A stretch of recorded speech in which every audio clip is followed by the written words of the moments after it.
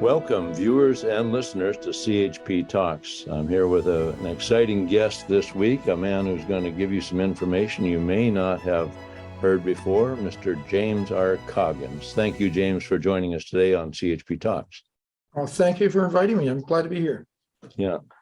And I discovered an article of James that James had written recently, and he was gracious to come on here and explain more about it. I'll just tell you a little bit about him before we get started. JamesRCoggins is a writer and a skilled editor with 25 years of professional experience. He was an award-winning editor with the Mennonite Brethren Herald for 19 years. He's a member of the Editors Association of Canada and Chi Libris, and spends a lot of his time as a freelance editor, specializing in substantive editing and copy editing of book manuscripts on a contract basis. He has experience in both fiction and nonfiction at the academic and popular levels. James grew up in the small town of Waterford, Ontario. He wrote his first novel in high school. He earned a BA English and History and an MA in History from McMaster University in Hamilton, Ontario, a diploma in Christian Studies from Regent College in Vancouver, and a PhD in History from the University of Waterloo in Ontario. He spent 7 years in Winnipeg, a period he remembers as the longest winter of his life. He and his wife, Jackie, have 2 daughters. They now live in Abbotsford, BC, where he, as he says, he ekes out a living as a freelance editor and writer. James is an evangelical Christian who believes in the authority of the Bible and Orthodox Christian doctrines. So welcome to the program, James. We really appreciate you taking the time to be with us today. Great. Thank you. I should make one correction. I have moved now recently to Chilliwack, BC. Okay. And one of the things I'm doing now is I have established a small imprint called Mill Lake Books, so to help other people get their own books published, and publish a few of my own. But that's just an update. So what's it called? Mill Lake Books. Mill Lake Book. Mill Lake is in Abbotsford, right? Yeah, Mill Lake is a park in the center of Abbotsford. Yes. Yeah, very good. Well, for folks listening in today or watching on our program, I ran across an article in this great journal, C2C Journal. We were in Ottawa and got quite a few copies of this, and was reading this and very impressed.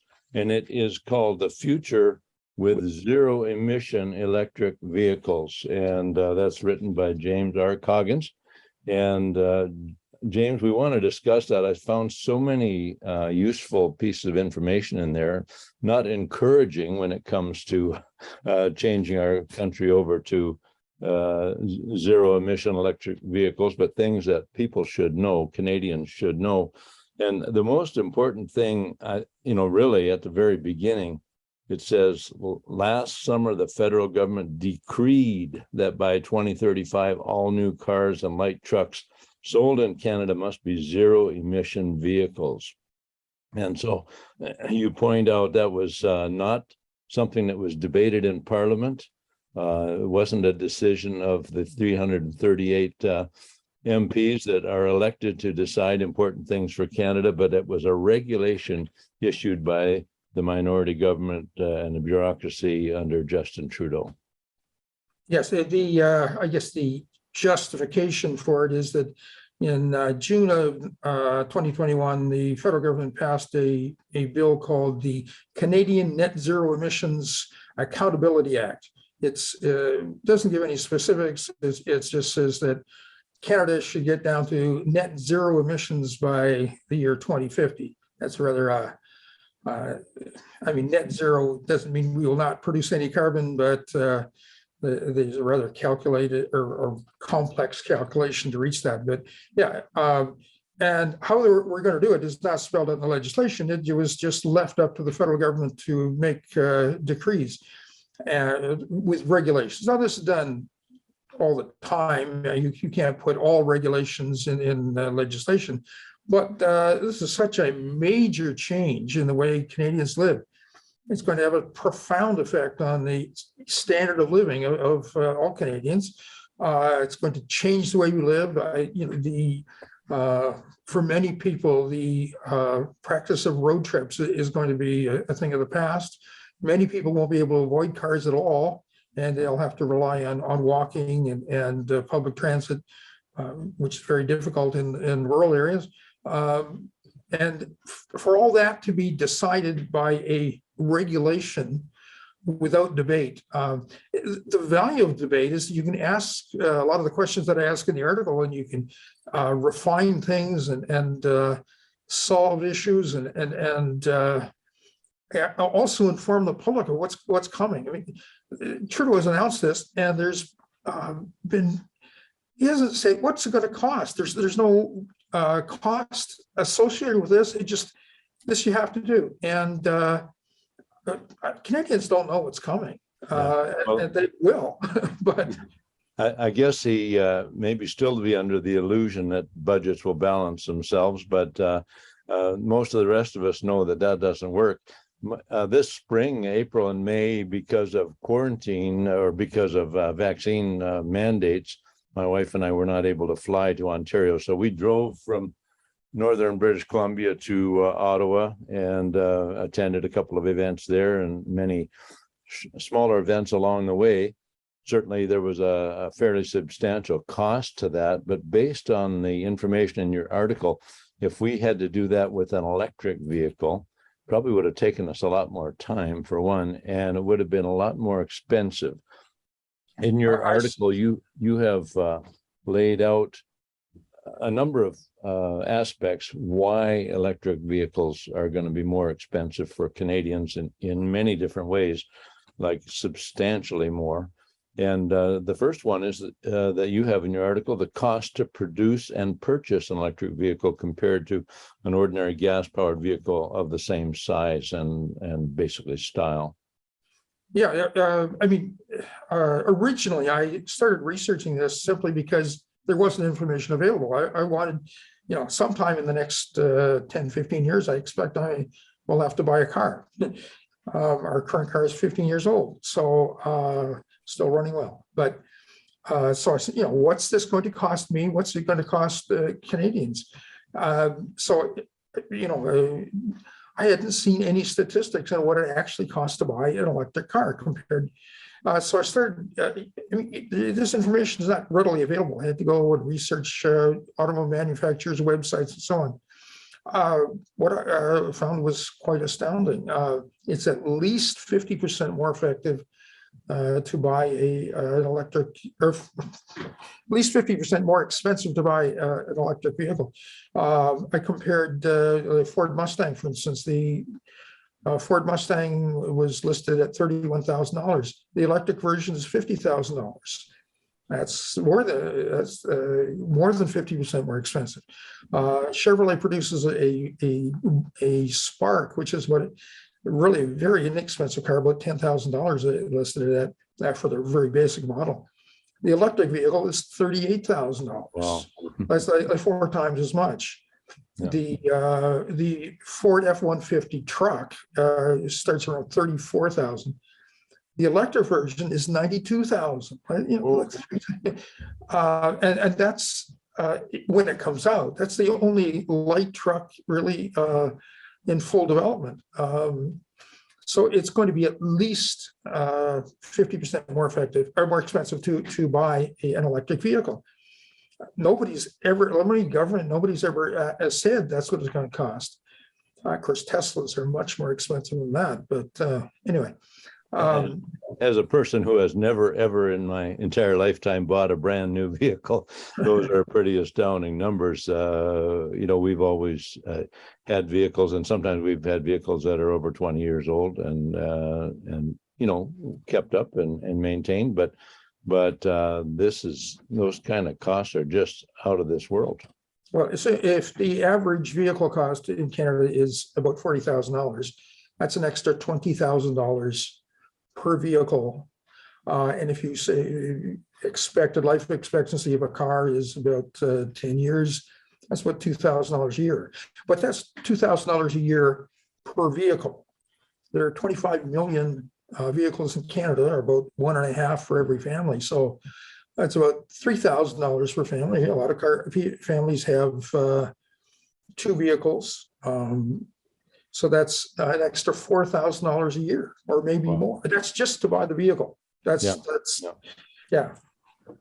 And then, of course, buying the vehicle is just where you start. The cost of charging, I think that's something that many people have not thought of. We see a few little charging stations around town that are for the few people that already have these vehicles, and some places that's being provided free of cost, I guess, which, I mean, obviously there's no free lunch. Obviously somebody has to pay for the cost of installing and powering these charging stations.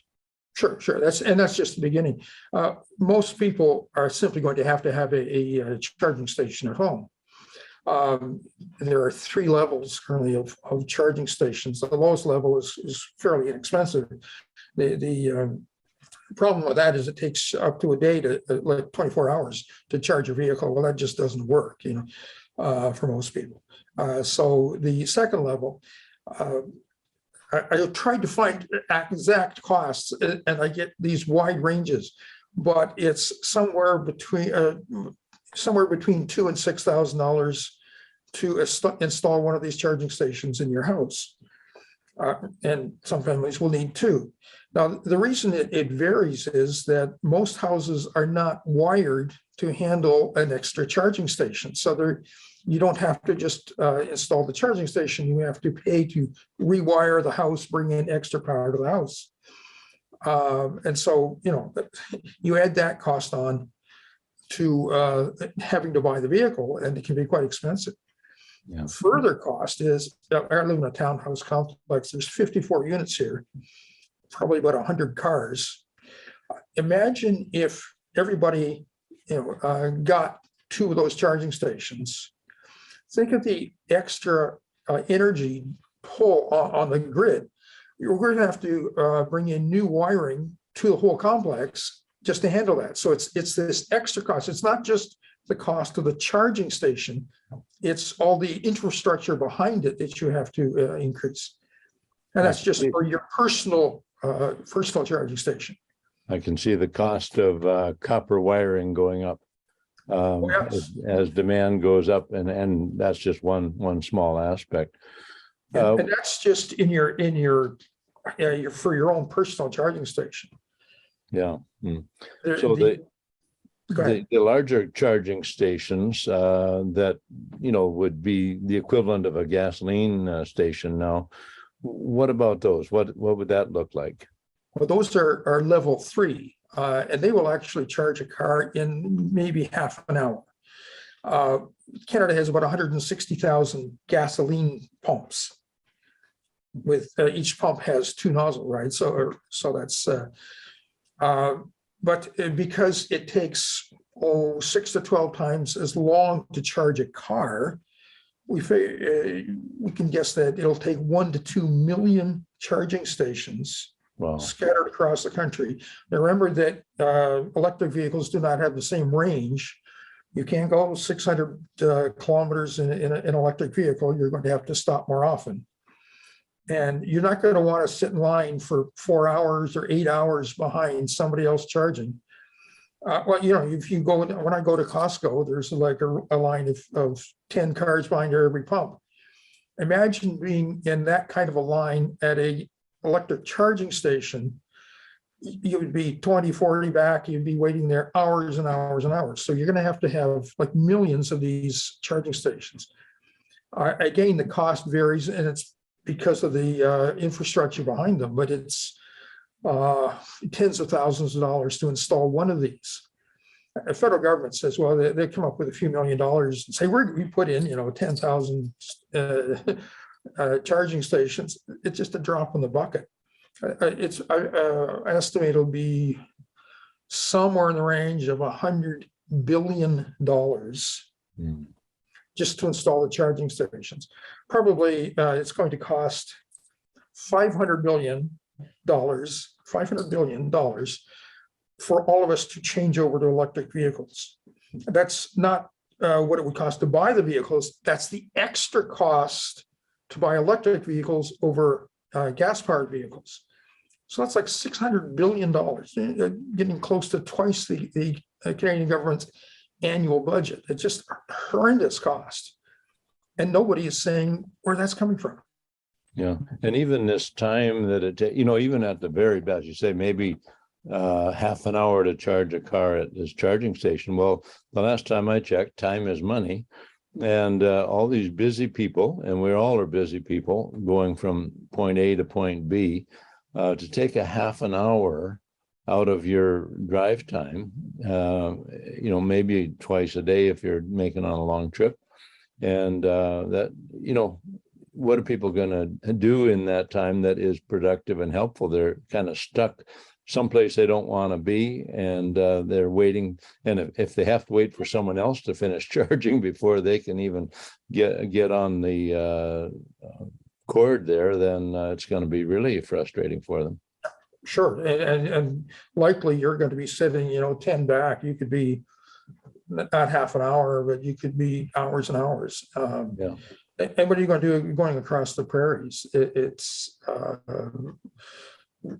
You may be stuck somewhere out in the middle between Moose Jaw and Regina, and no charging station in sight. And I've seen a picture of a generator on a trailer being pulled by a truck out to some car that's stuck somewhere that is run out of battery storage, and so you've got someone driving out there using gasoline to haul a generator out to charge up the car. Also, the other day I saw, was with a friend, and a train was coming through. He said, "Oh, there goes a train load of electric car fuel," and of course it was a coal train, loaded with coal, and in some places where coal is a major used as the major fuel for generating electricity.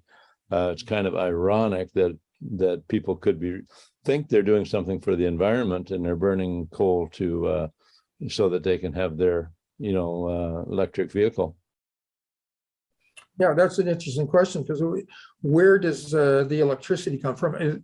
Trudeau government has not said. They just assume, we'll get electricity from somewhere.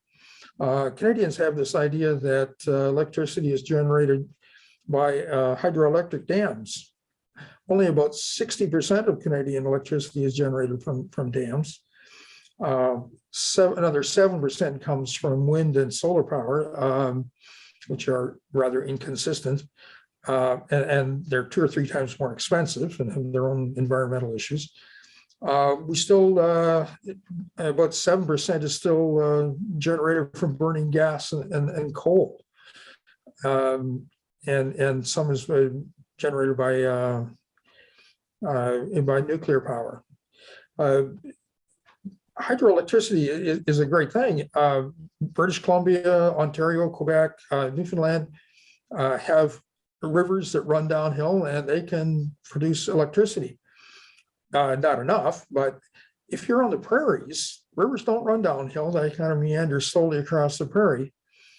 So it makes no sense to force somebody in Alberta or Saskatchewan to buy an electric vehicle, which if the electricity is coming from burning natural gas or coal. It just yeah. And the other thing is, we're going to need more electricity, a lot more electricity. You probably again, it's hard to find the exact figures, but the estimates I found were between 20 and 38% more electricity just to power all these electric vehicles. Where's it going to come from? We're not going to create more rivers. Yeah. So again, as demand goes up for electricity, we can't expect the cost of electricity to remain the same. No. And we're in an environment where everything's going up automatically. The inflationary trend here through wasteful government spending, carbon taxes, all kinds of other things. But electricity will go up on its own just due to the increased demand. And simply with population growth, we're going to have to increase the amount of electricity. Environmentalists don't even want like hydroelectric dams, but it's got to come from somewhere. It's most likely going to have to come from nuclear power, which is pretty scary if you think of Chernobyl or some of those other disasters. It's a ticking time bomb. Yeah. I don't think that there's like nuclear may have a place in the future, probably does, and maybe we should be thinking that way. But some of the major problems that have surfaced in the past have not really been resolved. I mean, they haven't come up with good answers for storage of nuclear waste, those types of things. So it's something that, like you say, we can't just assume that it's going to be an easy transition to nuclear. And I think the solar and wind option is, if we're only getting 7% now and it's sporadic, you need backup sources of energy when the wind's not blowing and the sun's not shining, right? Yes, and it's very expensive. We haven't found, we cannot recycle wind turbines. We just bury them in the ground. And they only last like 15, 20 years. We look at the carbon emissions, and this is bad for the environment, but you need to think of what are the alternatives and what's going to happen with those. There are no simple solutions, and that's part of the problem. To say we're just all going to have electric vehicles and it'll solve the problem doesn't make sense. It just, no. Yeah. How about the amount of land required? I mean, there's several places where you need more land for charging stations. You indicated we're going to need a lot more charging stations. It'll take up more space than we now take up with gasoline stations. And then the solar and wind farms, to whatever extent we add to that's land that's coming some cases out of agricultural land. So we're losing food production.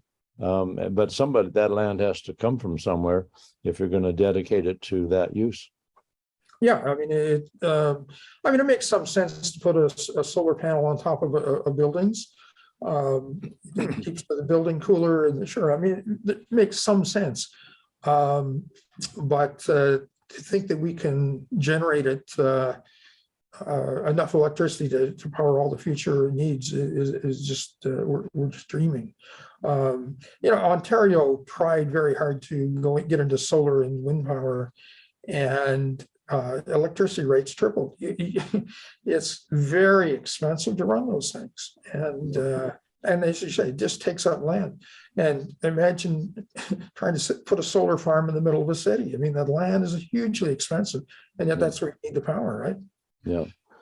I think you mentioned that based on the time it takes to refuel or recharge a vehicle, we would have to increase the space allocated for charging stations compared to gas stations by something like 12 to 24 times. Did I get that number? Well, it takes 12 to 24 times as long to charge an electric vehicle as it does to fill up your car with gas. So therefore, you're going to need 12 to 24 times as much space. And remember, you can't get rid of the gas stations because trucks and RVs and bigger vehicles are still going to need the gas stations. Right. So you're going to have to put these things, and they have to be in a convenient place. You can't just say, well, we'll only put them in the cities and the prairies. You've got to build them out at calculated spots along the road. Remember, an electric vehicle does not have the same range as a gas-fired vehicle. You're going to have to stop more often, and they're not nearly as efficient as they get older. And the lithium batteries don't work as efficiently. And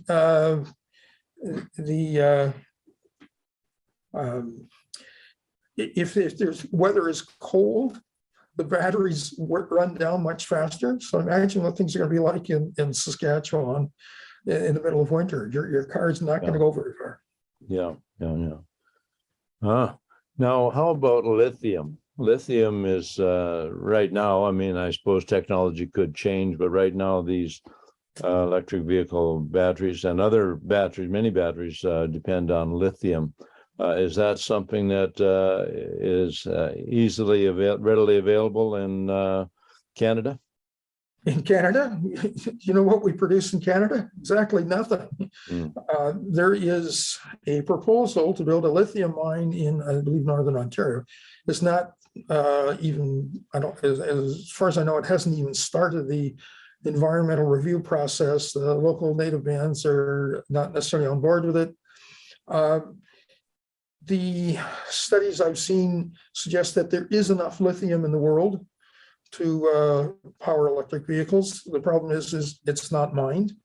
We're producing, I think, about 8 million tons of lithium a year, or that figure may be wrong, but we're producing enough lithium to power 8 million electric vehicles. But a lot of lithium goes for cell phones and all kinds of other uses. So we're going to have to massively increase the amount of lithium. Now, there's lithium and there's other minerals going as well, graphite and so on, copper. But lithium is the main ingredient. It takes about 10 pounds of lithium in a battery to produce a battery. But we're going to have to produce much more. And mining lithium is like mining any element is very expensive, and it's also not very good for the environment.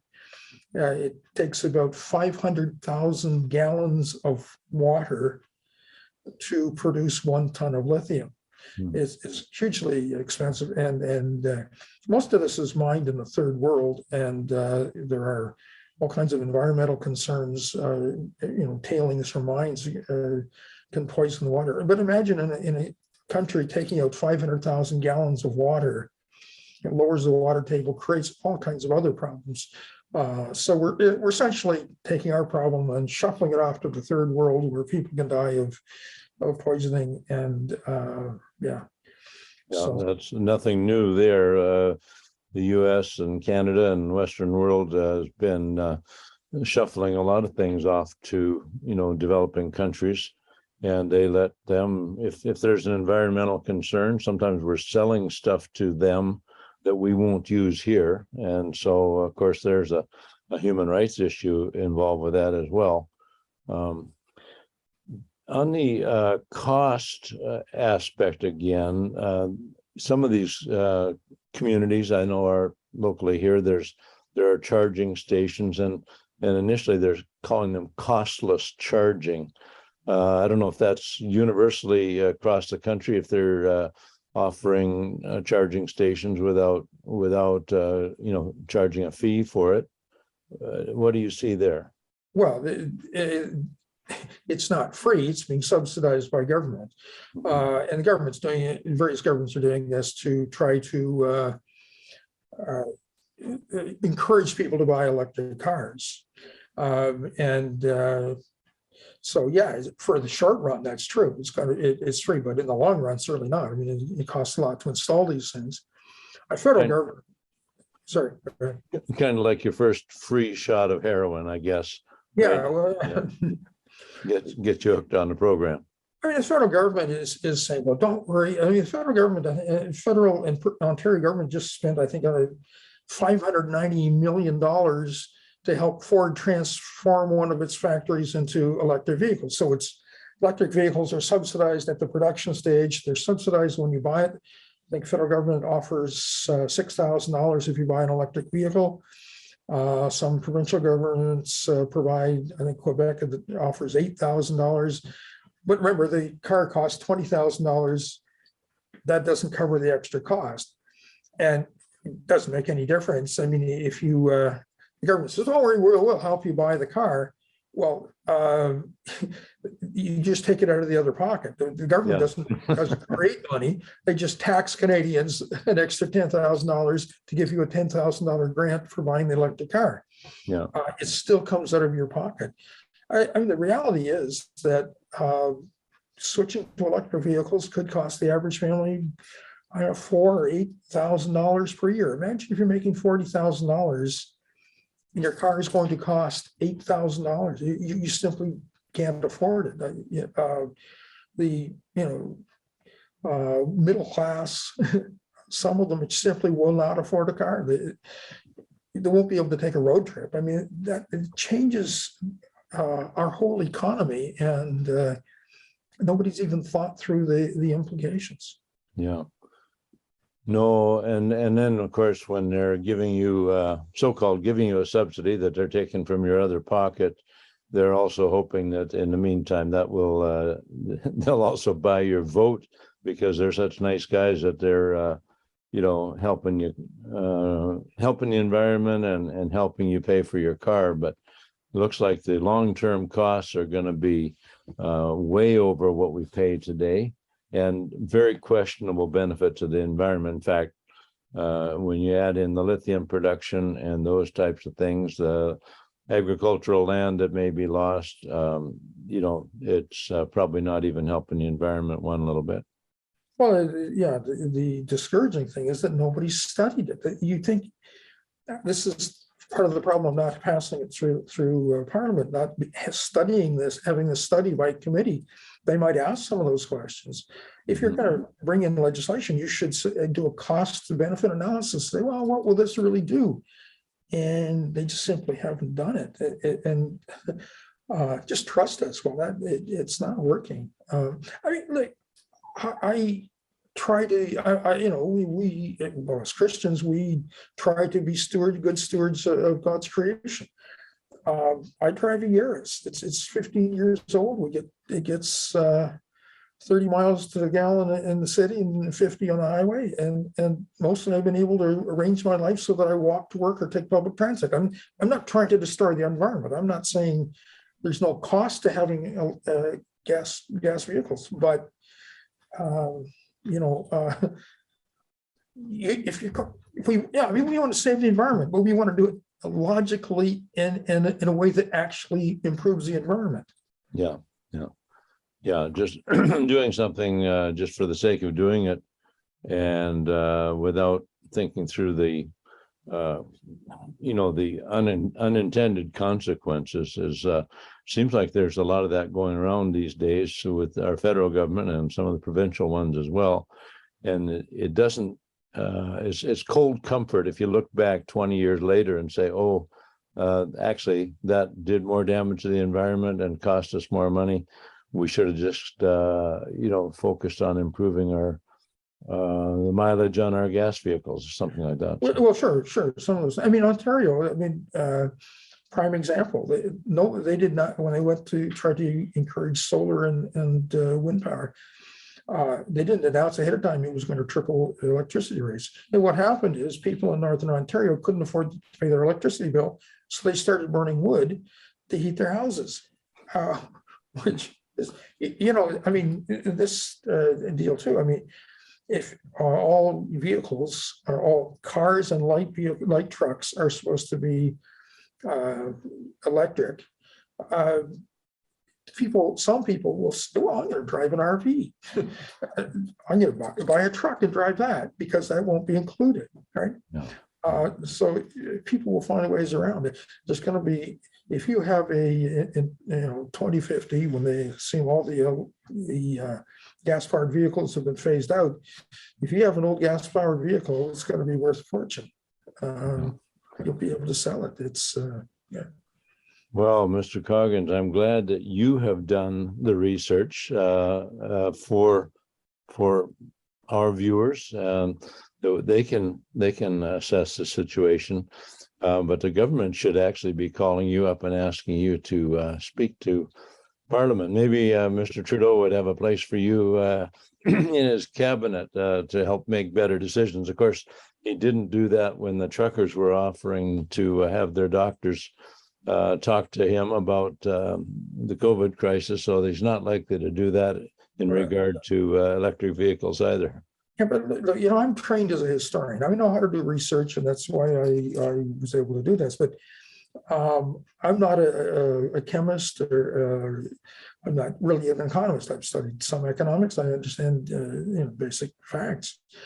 But the government has scientists on the payroll. They've got economists. They can do a major study. I don't know why the universities aren't studying this. Why doesn't the university not just go in, and analyze what it costs for a Mustang, but analyze how many Mustangs are, do this, the extended research.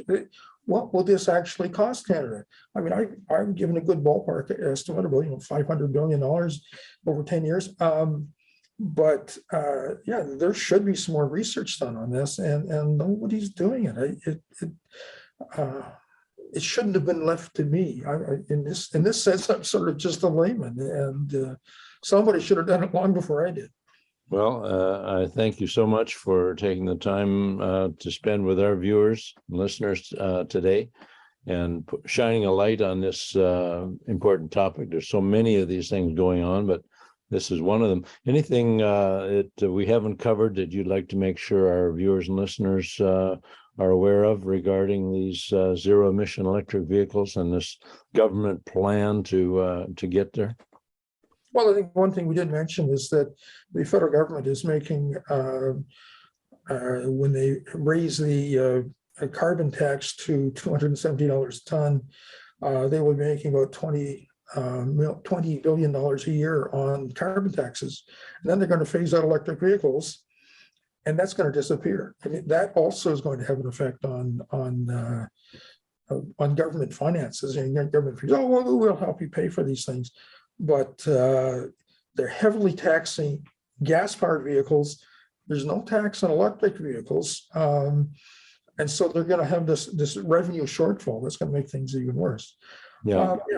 I think we've covered most of the topic, and but I just hope somebody pays more attention to the issues like this.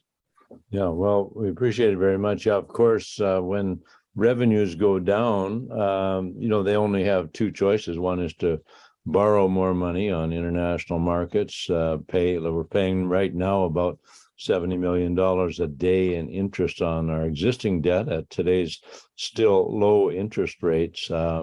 So they could borrow more money, or they can tax people more heavily. And then the subsidies mean nothing to you if they're taking it out of your back pocket, right, in taxes. So sure. Yeah. And even if they just borrow money, you have to pay it back eventually, and it creates inflation, which takes money out of our pocket one way or the other. So yeah. JamesRCoggins, thank you very much for being with us today. If people want to contact you or follow your work, where do they go? Oh, I have a website, www.coggins, that's COGGINS.ca. And it's got links on there to some of the books I've published, but also some of a couple of blogs. I blog fairly regularly on a couple of blogs. So just Coggins.ca. Coggins.ca. I applied for that years ago, and no other Coggins had asked for it, so it's mine. All right. Well, I look forward to reading some of your fiction, which I have not done yet. It sounds fascinating as well. So thank you again for taking the time to be with us, and continue with your good writing and research. Great. Thank you very much for inviting me. Thanks a lot. God bless. Bye-bye. Bye.